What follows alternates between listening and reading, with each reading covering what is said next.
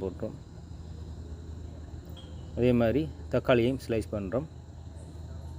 சில்லியை cut பண்ணி எல்லாத்தையும் போடுறோம். அதுக்கு முதல்ல எண்ணெயை சூடாகினது பிறகு என்னத்தை போடுறோம் நாங்கள் கரி லீஃப், கார்லிக், பட்டை இது எல்லாத்தையும் போட்டு ஒரு மிக்ஸ் பண்ணி கொடுத்துட்டு அதுக்கப்புறம் வெங்காயத்தை போட்டு தாளிக்கம்.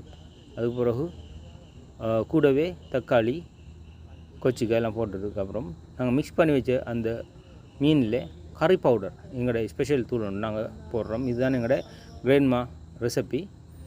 இதை யூஸ் பண்ணி தான் நாங்கள் என்ன சமைச்சோம். அதை அப்படியோ தாளித்து சட்டிக்குள்ளே கொட்டி அப்படியோ ஜென்ரலாக மிக்ஸ் பண்ணிவிட்டு கரைச்சி வச்ச தேங்காய் பால் அதை ஊற்றிட்டு அப்படியோ கொதிக்க விட்றோம் கொஞ்சம் நேரத்துக்கு. இப்போ கறி ரெடி ஆகுது. கறியை கொஞ்சம் லைட்டாக கரண்டியை போட்டு கிண்டி விட்டால் அது அதோடைய வேலையை பார்க்கும். நாங்கள் அதை அப்படியோ மிக்ஸ் பண்ணி வச்சுட்டு டேஸ்ட்டை கொஞ்சம் பார்த்தோம்.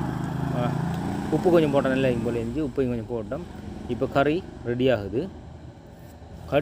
கறி ரெடியான கையோட நாங்கள் என்ன செய்கிறோம்னா கறி நல்லா கொதிக்க ஆரம்பிச்சிடுச்சு.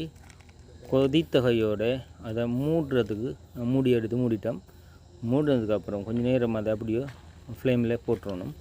போட்டு நாங்கள் வெயிட் பண்ணுவோம் கறி ரெடி ஆகும் வரைக்கும்.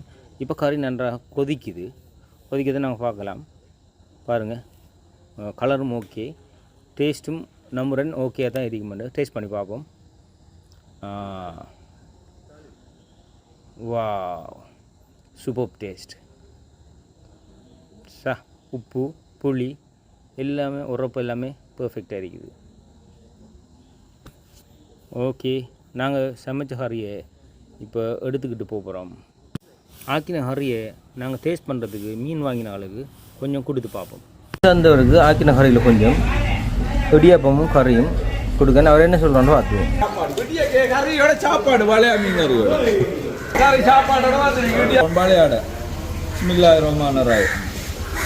ருசி எப்படி ருசி வளையா கொண்டு வர வளையால சரி சவுதி ஆக்கின ஆளுக்கு ஒன்று சொல்கிறீங்க. ஆக்கினால் கறி ஆக்கிருக்க சப்ளாஸ் முன்னுக்கு வெடியில் சாப்பிடு பாருங்க.